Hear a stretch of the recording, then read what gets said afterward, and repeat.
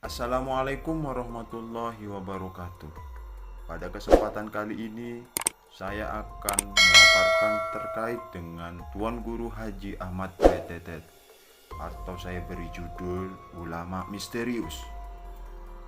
Tuan Guru Tretetet, gelar Tretetet itu konon disematkan padanya karena beliau gemar tertawa, dan suara tawa beliau serupa dengan itu. Beliau adalah seorang waliullah, kekasih Allah, murabbi mursyid tanpa murid, tuan guru tanpa pesantren. Tuan Guru Tretetet adalah pejalan kaki, kerap melintas desa-desa sepulau Lombok. Setiap beliau melewati suatu desa, pekerjaan beliau ada tiga. Pertama, mendidik masyarakat lewat obrolan santai, menyapa anak-anak kecil dan mendoakan mereka. Ketiga, meminta sedekah pada orang-orang kaya untuk disalurkan pada kaum papa. Tuan Guru Tretetet dikenal dengan reputasinya membuat rumah-rumah orang kaya terbakar. Orang kaya medit maksudnya, yakni mereka yang menolak menyerahkan sedekah yang dimintai Tuan Guru Tretetet untuk disalurkan pada kaum papa. Tapi bukan beliau yang membakarnya. Rumah mereka terbakar sendiri. Beliau tidak pernah butuh uang. Beliau sudah selesai dengan dunia. Tapi di saku jubahnya beliau seperti selalu ada uang.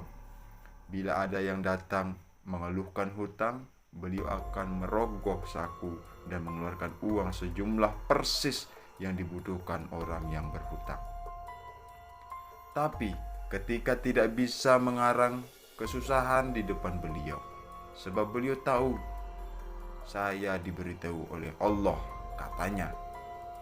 Saking dekatnya Tuan Guru Tretetet dengan Allah, ada hadis qudsi yang berlaku untuk beliau. Barang siapa yang kupilih sebagai kekasih, maka aku menjadi mata bagian untuk melihat dan kaki bagiannya untuk melangkah, dan seterusnya. Banyak saksi yang melihat beliau berada di suatu kabupaten dan dalam tempo yang tidak logis berpindah ke kabupaten lain. Bagi beliau, tidak ada yang jauh di bumi Allah. Jarak dilipatkan Allah untuknya.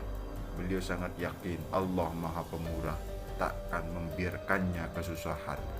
Tentu itu jenis keyakinan yang bukan cuma di lidah. Ketika beliau meninggal, banyak beras diantar ke rumah beliau. Warga terhenyak karena di tiap butir beras terdapat ukiran asma Allah. Bahkan butir beras hormat pada beliau. Sebab jangankan makan, apapun yang beliau lakukan nama Allah turut serta. Berdiri Allah, berjalan Allah, tidak ada yang tidak Allah, semuanya Allah. Ada kisah paling legendaris tentang Tuan Guru Tretetet atau Tuan Guru Haji Ahmad. Tersebutlah seorang buruh tani asal desa Geres, Lombok Timur. Ia ingin sekali melihat, menemui Ka'bah. Majikannya sendiri asal Poh Gading akan berangkat haji lagi tahun ini. Dengan penghasilan sebagai buruh, mungkin 100 tahun lagi ia bisa pergi haji. Tapi suatu hari, tanpa sengaja, ia bertemu Tuan Guru Tretetet atau Tuan Guru Haji Ahmad di jalan.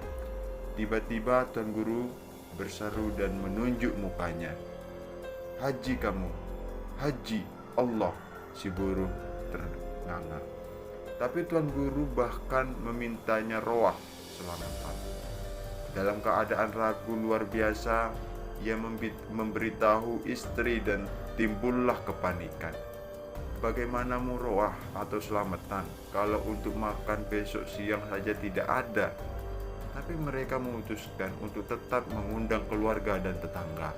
Sambil menahan malu, esok paginya Tuan Guru datang bersama beberapa orang yang membawa sapi, beras, dan lain-lain.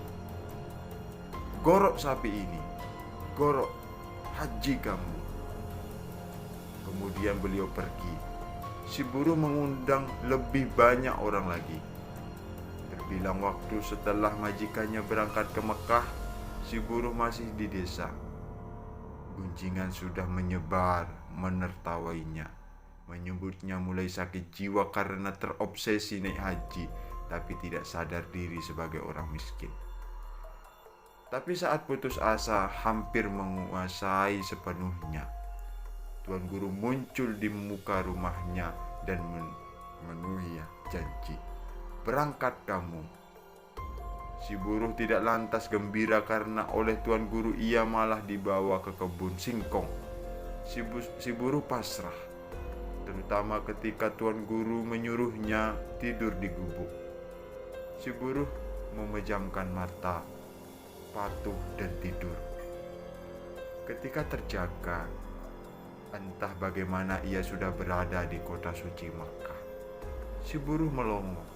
Untuk memastikan dirinya tidak bermimpi, si buruh meminta izin Tuan Guru untuk mencari majikannya. Tuan Guru tertetet menunjukkan tempat majikannya, tapi ia sendiri enggan diketahui. Si buruh meminta untuk menjaga rahasia keberadaan Tuan Guru. Si buruh menyanggupi. Ketika disambangi buruhnya yang lapuk, giliran si majikan yang melongo. Kamu ini, enggih bapak. Tuh kamu ini, betul kamu ini? Betul bapak. Sama siapa kamu? Saya ndak boleh cerita, pangkas si buruh. Sebanyak 3 kali si buruh menemui majikannya. Ia sempat pula pamit pada si majikan setelah lunas seluruh proses haji. Si buruh pulang dengan proses yang sama, yakni tidur dan tiba-tiba sudah di kebun singkong saja. Tuan Guru tertetet berseru riang ketika ia terbangun. Sekarang namamu Muhammad Soleh. Terima hajimu mabrur Allah. Lantas Muhammad Soleh diminta memakai jubah. Seumur-umur tidak pernah ia berjubah. Ketika pulang ke kampung, tetangga menertawainya. Semakin jadi-jadi gunjingan itu. Malu betul dia. Sampai akhirnya ketika si majikan pulang ke Lombok dan mengadakan tasyakuran, si majikan menuturkan pertemuannya dengan si buruh di Mekah sebanyak 3 kali. Hebat. Sang wali menggancang lalu. Hebat, mungkin kamu bersama wali pergi, bahasa majikannya. Gegerlah orang-orang di kampung itu karena pengakuan si majikan tersebar. Di kemudian hari, si buruh bahkan dianggap sebagai waliullah dan dipertuan gurukan dengan nama Tuan Guru Haji Muhammad Saleh. Ada 3 pelajaran penting di dalam kisah-kisah Tuan Guru tertetet. Tidak semua yang bersifat supra atau rasional itu berbau jin. Kedekatan spiritual bisa mengakses alam yang lebih tinggi dari alam jin, alam yang kawan-kawan indigo pun tidak bisa mengaksesnya, yakni alam maklumat, malakut dan jabarut, alam di atas alam nasut. Tidak semua yang bersifat supra rasional itu tidak berfaedah. Di zaman susah, banyak sufi yang membantu kaum miskin dengan berbagai karomah. Ilmu digunakan untuk mengayomi, menyelamatkan manusia sekaligus memperteguh iman. Ada suci yang menjauh dunia, ada yang terlibat membangun dunia. Memang benar bahwa semua ini adalah Allah, yang baik adalah Allah, pun yang jahat begitulah tauhidnya. Semua yang bukan Allah adalah tanda-tanda kebesaran Allah. Al-Imran ayat 189. Dan tidak mungkin kejahatan mendesain dirinya sendiri sebagai tanda. Hanya Allah yang mampu mendesain tanda. Maka kesimpulan dari cerita ini, semua ini wujud dari kehendak Allah, tapi bukan berarti kita lantas diam berharap kerusakan. Allah juga memerintahkan kita memperbaiki kerusakan dan melawan para perusak. Tauhid semestinya tidak membuat manusia melahirkan diri dari tuntunan zaman.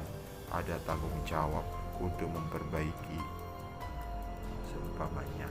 Karena itulah tauhid fikih tasawuf haruslah mengedepankan, jangan hanya memakai salah satunya hingga melupakan sisi lainnya. Bagi saya, kemungkaran adalah tanda seru. Allah meminta kita membereskannya, namun dengan cara yang anggun. pantas, elegan, dan tanpa menyakiti orang lain.